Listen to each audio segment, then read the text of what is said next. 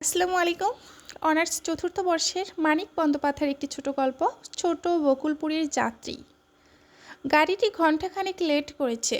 ঠিক সময়ে পৌঁছলে অবশ্য প্রায় সন্ধ্যা হয়ে যায়। স্টেশনের তেলের বাতিগুলি তার আগেই জ্বালানো হয়। প্ল্যাটফর্মে অল্প কয়েকজন মাত্র যাত্রী গাড়ির জন্য অপেক্ষা করছিল, শঙ্কিত ও স্তব্ধভাবে।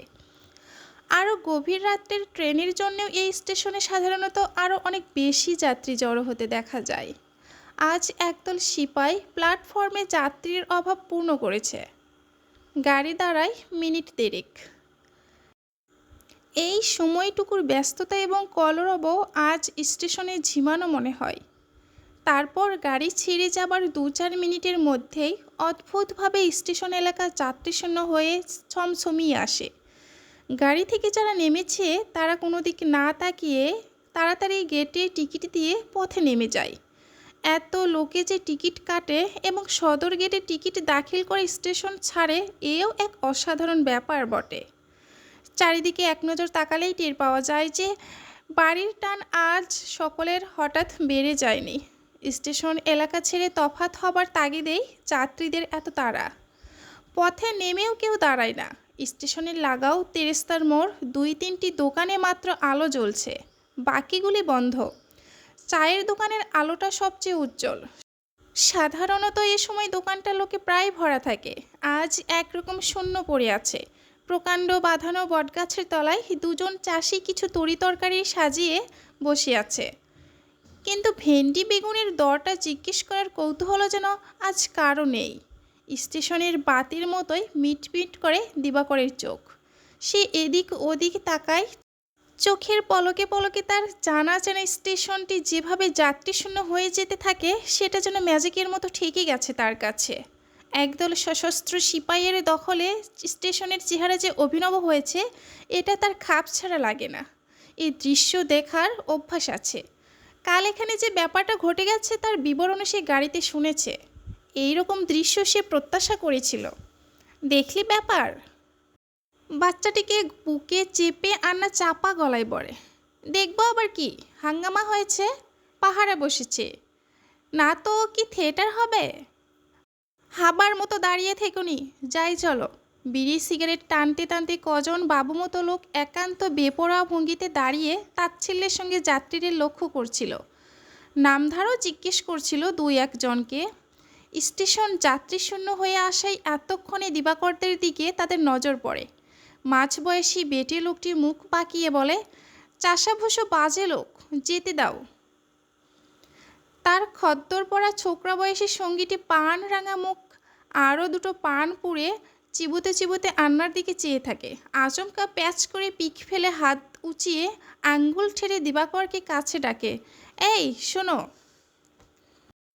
দিবাকর অবশ্য দেখেও দেখে না, শুনেও শোনে না। পুটলিটার বগলের চেয়ে দড়িবাঁধা হাড়িটা হাতে ঝুলিয়ে আন্নাকে সঙ্গে নিয়ে গুটি গুটি এগোতে থাকে। ওরা জন তিনেক তখন সামনে এসে দাঁড়ায়। টিকিট আছে? আছে। শার্টের বুক পকেট থেকে দিবাকর 2খানা টিকিট বার করে দেখায়। কোথা যাবে? আগে ছোট বকুলপুর যাব। শুনে তারা যেন একটু চমকে যায়। পানখোর ছোকরা আবার প্যাচ করে খানিকটা ফিক ফেলে। গতকালের হাঙ্গামায় প্ল্যাটফর্মের লাল কাকড়ে খানিক রক্তপাত ঘটেছিল। ছোড়া যেন পানের পিক দিয়েই তার জের টেনে প্ল্যাটফর্মটা রাঙা করে দিতে চায়। দিবাকরও পান ভালোবাসে। রাস্তায় পুরো 4 পয়সায় তরি পান কিনেছে। কাগজের ঠোঙাটা বার করে সেও একটা পান মুখে পুরে দেয়। লোকগুলির এত কাছে দাঁড়ানোর জন্যই বোধহয় পানটা তার একটু তেতো লাগে। ওদের মাথার পিছনে পিছনে দূরে কারখানাটার উঁচুতে টাঙানো নিঃসঙ্গ আলোটা তার চোখে পড়ছিল। অন্ধকার আকাশে যেন বিনা অবলম্বনে ঝুলিয়ে রাখা হয়েছে। এই কারখানার ধর্মঘাট নিয়ে কাল স্টেশনের হাঙ্গামা। 3 জন নেতাকে ধরে ট্রেনে চালান দেওয়ার সময় কয়েকশো মজুর তাদের ছিনিয়ে নিতে এসেছিল। তখন গুলি চলে, রক্তপাত ঘটে। গাড়িতে ঘটনার বিস্তারিত বিবরণ শোনার পর থেকে দিবাকরের আধা চাষি আধা মজুর প্রাণটা বড়ই বিগড়ে আছে। বেটে লোকটি জিজ্ঞেস করে, রাত করে ছোট বকুলপুর যাবে? সেখানকার খবর সব জানো? দিবাকর নির্লিপ্তভাবে বলে, খবর জেনে এসেছি বাবু, আত্মীয় কুটুম আছে সেথা। খবর নিতে গিয়েছি তারা বেঁচে আছেন না স্বাধীন হয়েছে। বেটে বলে, ও বাবা, তোমার দেখি চ্যাটাং চ্যাটাং কথা। না বাবু, গরিব মানুষ কথা কোথা পাবো। তেমাথার পাশে দুটি খোলা গরুর গাড়ি মুখ থুবড়ে পড়ে আছে। কাছে মাটিতে শুয়ে জাবর কাটছে একজোড়া শীর্ণ ও শান্ত বলদ। স্টেশনের সামনে সাধারণত 2-3টি ছ্যাকড়া ঘোড়ার গাড়ি দাঁড়িয়ে থাকে। ঘোড়া যত প্রাচীন, গাড়িগুলি তত ধিক। বেগার খাটার ভয়ে গরিব গাড়োয়ানেরা আজ গাড়ি বার করেনি। গাড়ি চেপে শ্বশুরবাড়ি যাবার মতো বড়লোক দিবাকর কোনো দিনই ছিল না। আজ কিন্তু সে ঘোড়ার গাড়ি চেপেই যেত। আন্নার রূপার গয়না বাধা দিয়ে সেই এই উদ্দেশ্যেই টাকা জোগাড় করে। ছোট বকুলপুর পৌঁছতে রাত হবে এটা জেনেই তারা রওনা দিয়েছে। তবে রাত করে মেয়ে ছেলে আর শিশু নিয়ে 3 মাইল রাস্তা পাড়ি দিতে ঘোড়ার গাড়ির আশাটা ছিল। এখন ভরসা গরুর গাড়ির। গাড়োয়ান কয়ে হে, দিবাকর ডাকে। 2 গাড়ির 2 জন মালিকের আবির্ভাব ঘটে। আবছা আলোয় মনে হয় একজন যেন পুরনো বটগাছটা এবং অন্যজন দোকান ঘরের বেড়া ভেদ করে কাছে এসে দাঁড়ালো। তাদের ভাড়া নেই, গরুর গাড়িতে কম্পিটিশনও নেই। ধীরে সুস্থে তারা জানতে চায় দিবাকরেরা কোথায় যাবে। ছোট বকুলপুর শুনে তারা দুজনেই ঘাড় নাড়ে। ওরে বাবা, রাত্রিবেলা ছোট বকুলপুর কে যাবে? সেইখানেই সৈন্য পুলিশ গ্রাম ঘিরে আছে, রীতিমতো লড়াই চলছে। 4 জনে তারা সম্মুখে পথেটার দিকে তাকায়। ছোট বকুলপুরের এ রাস্তা কিছু দূর গিয়ে বাঁক নিয়েছে, কিন্তু সে পর্যন্ত এখন নজর চলে না। মনে হয় বিপজ্জনক অন্ধকারেই বুঝি পথটা হারিয়ে গেছে। বাঁ হাতে কোলের বাচ্চাকে সামলে ডান হাতে আন্না দিবাকরের 1 পা পিছু ঠেলে দেয়, নিজে এগিয়ে দায়িত্ব নেয়। ওখান তক নাই বা গেলে বাবা, যতদূর যেতে চাও নিয়ে চলো, বাকি রাস্তা মোরা হেঁটে যাই, ভাড়া ঠিক মতো পাবে। রাম বলে, রাতের বেলা কে অত হাঙ্গামা করে, না কি বলো ঘোষের প? ও মা, তোমরা পুরুষ হয়ে ডরাচ্ছ? আন্না মিষ্টি সুরে বলে। বাচ্চা কোলে ছেলে নিয়ে যাব, তোমরা পুরুষ হয়ে ডরাচ্ছ? রাম চুপ করে থাকে। তার বয়স বেশি, সাহস কম। গগন ঘোষ বলে, কমলাতলা তক যেতে পারি। তাই হোক, কমলতলার সীমা পেরিয়েও যদি নামিয়ে দেয় তবু প্রায় 1/2 মাইল হাঁটতে হবে। পুরো 1.5 ক্রোশ হাঁটার চেয়ে সে অনেক ভালো। একটা গাড়িতে বলদ চুরলে আন্না উঠে বসে। এ কর্ষত আর অভ্যাস আছে। গগনের গাড়িটা নড়বড়ে, ক্রমাগত লেজ মোলে, তাড়া না দিলে শীর্ণ বুড়ো বলদ 1 পা এগোতে চায় না। আন্না আগ্রহের সঙ্গে ছোট বকুলপুরের খবর জিজ্ঞাসা করে। তবে গায়ের ঘরে পৌঁছাবার আগে বাপ ভাইয়ের কুশল জানার আশা সে করে না। গ্রামের সাধারণ অবস্থার ঘনিষ্ঠতর বিবরণ, অনেক নতুন খবর গগনের কাছে জানা যায়। দূর থেকে তারা শুনেছিল যে ছোট বকুলপুরের অবস্থা অতি শোচনীয়। প্রচণ্ড আঘাতে গায়ের গৃহস্থ জীবন তছনছ চুরমার হয়ে গেছে। গগনের কাছে শোনা যায়, ব্যাপার ঠিক তা নয়, গোড়ায় গায়ের মধ্যে খুব খানিকটা অত্যাচার হয়েছিল, কিন্তু তারপর গায়ের লোক আট ঘাট বেঁধে এমন তৈরি হয়ে জেঁকে বসেছে যে চৌধুরী বা ঘোষদের কোনো লোক অন্তত 2 ডজন রাইফেল ছাড়া গায়ের ভেতর ঢুকতেই সাহস পায় না। একবার মুখ খুললে গগনকে থামানো দায়। গরুর লেজ মোলে মোলে মুখে গরু তাড়ানোর অদ্ভুত আওয়াজে ফাঁকে ফাঁকে সে চারিদিকের অবস্থা বর্ণনা করে যায়। তার মতে কলিযুগ সত্য এবার শেষ হতে চলেছে, সমস্ত লক্ষণ থেকে তাই মনে হয়। নইলে রাজাই প্রজাই এমন যুদ্ধ বাঁধে? মোরা কলির পাপী লোক, এ লড়াইয়ে মোরা মরব। মোদের ছেলেপুলেরা ফের সত্য চোখ করবে। অন্ধকার নিস্তব্ধ পথে বেশ শোরগোল তুলেই গাড়ি চলে। রাস্তার ধারের কোনো কোনো ঘরের বেদখল দাওয়া থেকে মাঝে মাঝে টর্চের আলো এসে পড়ে গাড়িতে। গুরু গম্ভীর কণ্ঠে প্রশ্ন আসে, কে যায়, কোথা যাবে? গগন জবাব দেয়, স্টেশনের ট্রেনের মেয়ে ছেলে, কমলতলা যাবে। গাড়ি, গাছপালা, বাড়িঘরের আড়ালে যাওয়া পর্যন্ত টর্চের আলো আন্নার গায়ে সাঁটা থাকে। ট্রেনের প্যাসেঞ্জার নিরীহ নির্দোষ মেয়ে ছেলেই যে যাচ্ছে গাড়িটাতে, সেটা যেন যতক্ষণ সম্ভব প্রত্যক্ষ করা যায়। এ অঞ্চলে ঘনবসতি, গায়ে গায়ে লাগানো বড় বড় গ্রাম। তবু এখন সন্ধ্যা রাত্রে রাস্তায় প্রায় লোক চলাচল নেই। গেয় লোকের পথ চলাও খাপছাড়া রহস্যময় হয়ে উঠেছে। এই পথ ধরেই গ্রাম থেকে গ্রামান্তরে লোকে পাড়ি দেয়। আজ যেন চারিদিকে সকলেরই দীর্ঘ পথ হাঁটার প্রয়োজন ফুরিয়ে গেছে। রাস্তার পাশ থেকে আচমকা হয়তো একজন রাস্তায় উঠে আসে, জোরে জোরে পা ফেলে খানিকটা এগোতে না এগোতেই আবার রাস্তার ধারে অন্ধকারে মিশিয়ে যায়। মাত্র দুজন লোকের এইরকম টুকটাক খুচখাচ খুচরো চলাফেরার প্রয়োজন নির্জনতা ও স্তব্ধতাকে আরও বেশি স্বাভাবিক করে তোলে। কদমতলায় মস্ত বড় ছাউনি পড়েছে। চোখ তুলে সেদিকে চেয়ে গগন মাথা চুলকায়। যাব নাকি এগিয়ে ছোট বকুলপুর? গগন অনুমতি চাওয়ার সুরে বলে, দিবাকররাই যেন তাকে যেতে বারণ করেছে। চলো যাই মেয়া, তোমায় নিয়ে যাই। মাঝ রাস্তায় কেমন করে নামিয়ে দিই বলো? আন্না খুশি হয়ে অন্তরের কৃতজ্ঞতা জানিয়ে বলে, ভগবান মুখ পড়ে এক চোখা কানা, নইলে তোমার নতুন গাড়ি হতো বাবা, জোয়ান বলদ হতো। ছোট বকুলপুরের প্রান্ত ছুতে ছুতে একেবারে তিনটে টর্চের আলো গরুর গাড়িতে এসে পড়ে। কিছু হাঁকডাক শোনা যায়, বেশ বোঝা যায় গায়ে ঢুকবার মুখে যারা পাহারা দিতে গেয়ে বসেছে।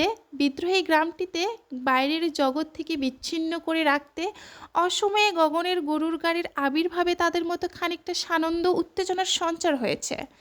গাড়িতে শুধু দুটি বলদ, একটি গাড়োয়ান, একজন পুরুষ ও একটি মেয়ে মানুষ এবং একটি বাচ্চা, সুতরাং ভয়ের কোনো কারণ নেই। দেখতে দেখতে 7-8 জন গাড়িটা ঘিরে ফেলে।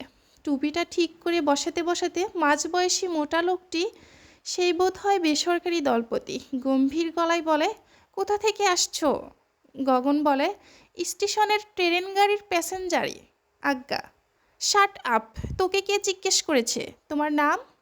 মোর নাম দিবাকর দাস। বাপের নাম? কোথায় থাকো, কি করো, এদিকে এসেছো কেন? বাপের নাম মনোহর দাস। তেনার শখকে গেছেন 53 মনন্তরে।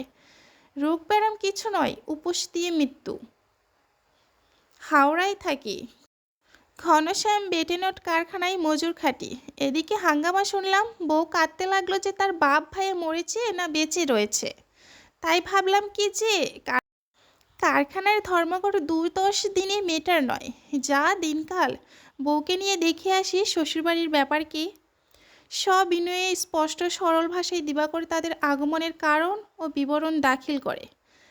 কাদাকাটা করে না বলে, ভয়ে দিশেহারা হয়ে পায়ের তলায় আছড়ে আছড়ে পড়ে না বলে বোধ হয় তারা ব্যাখ্যা পছন্দ করে না। পুটলিতে কি আছে? বোমা বন্দুক? আজ্ঞে কাঁথা কাপড়। তুমি যে সত্যি দিবাকর দাস, মজুর খাটো, শ্বশুরবাড়িতে আসছো, কোনো বদ মতলব নেই, তার প্রমাণ দিতে পারো? কি প্রমাণ দেব বলেন?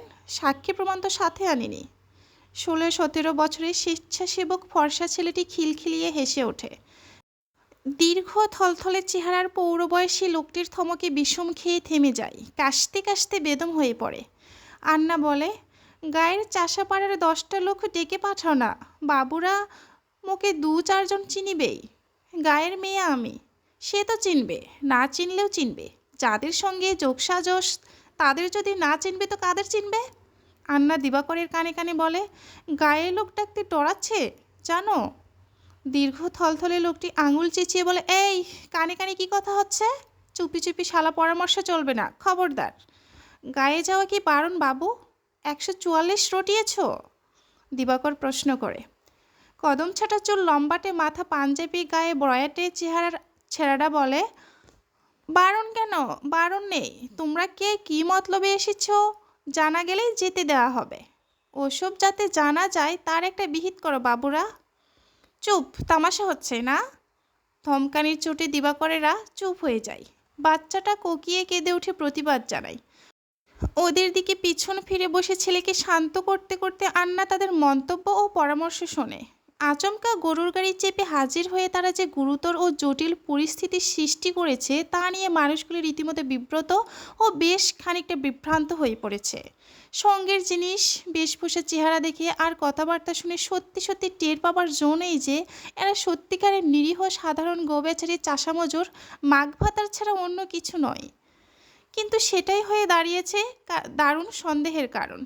যে তাণ্ডব চলেছে ছোট বকুলপুরে কদিন ধরে, তাতে সত্যিকারের কোনো ভীরু মুখ্য ছোট লোক মাঘ ছেলের সঙ্গে নিয়ে সাধ করে কখনো তার সঙ্গে আসতে চায়? তাও আবার হাঙ্গামার খবর জানাবার পরে। বাজে লোকের সাহস হবে কোত্থেকে? তার চেয়ে বড় কথা, সন্দেহের কথা, চারিদিকে এত রাইফেল বন্দুকের সমারোহ দেখে ওরা মোটে ভড়কে যায়নি। দিব্যি নির্ভয় নিশ্চিত ভাব।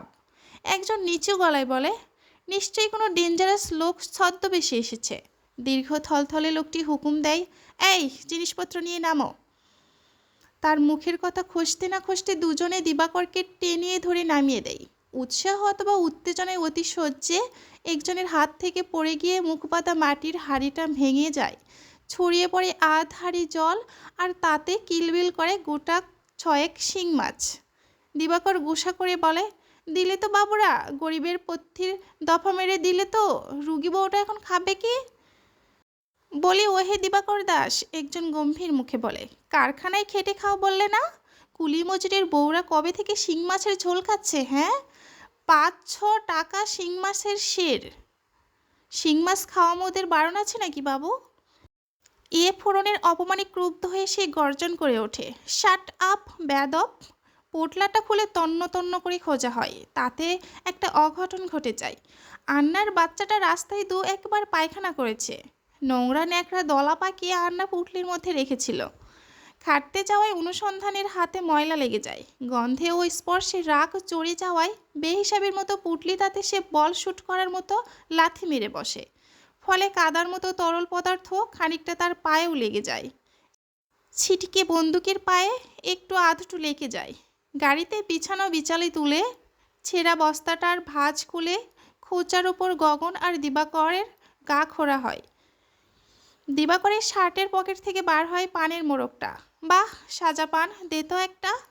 3টা পান অবশিষ্ট ছিল। 3 জনের মুখে যায়।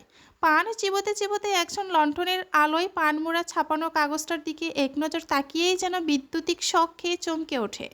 কাগজটা ভালো করে মেলে ধরে সে বিস্ফোরিত চোখে বড় হরফের হেডলাইনটার দিকে চেয়ে থাকে, ছোট বকুলপুরের সংগ্রামী বীরদের প্রতীক। সে উত্তেজনায় কাপা গলায় চেঁচিয়ে উঠে বলে, পাওয়া গেছে, ইস্তেহার পাওয়া গেছে। ইস্তেহার? তাই বটে, বিপজ্জনক ইস্তেহার। যদিও দুমড়ে মুচড়ে চুন আর পানের রসে মাখামাখি হয়ে গেছে, তবু চেষ্টা করে আগাগোড়া পড়া যায়। পড়তে পড়তে চোখ কপালে উঠে যায়। তবু তারা স্বস্তির নিঃশ্বাস ফেলে। আর শূন্যে হাতড়াতে হবে না, মন গড়া সন্দেহ সংশয়ে জর্জরিত হতে হবে না। একেবারে অকাট্য প্রমাণ পাওয়া গেছে হাতের মুঠোয়। এবার ষড়যন্ত্র ফাঁস হয়ে যাবে। এই ইস্তেহার পেলে কোথা? প্রশ্নটার যেন স্বাদ আছে, এমনইভাবে আরামে জিভে জড়িয়ে জড়িয়ে উচ্চারণ করা হয়। ইস্তেহার? ইস্তেহারের তো কিছু জানি না। 4 পয়সায় পান কিনলাম, পানওয়ালা ও কাগজটাতে জড়িয়ে দিল। পানওয়ালা জড়িয়ে দিল না, তুমি ভেবেচিন্তে পান কিনে ইস্তেহারটাতে জড়িয়ে নিলে? কেন? তা কেন করতে যাব? আর ঢং করো না, এবার আসল নাম বলো দেখি। দিবাকর আর আন্না পরস্পরের মুখের দিকে তাকায়। এতক্ষণ সাথেই থাকার জন্য ধন্যবাদ সকলকে।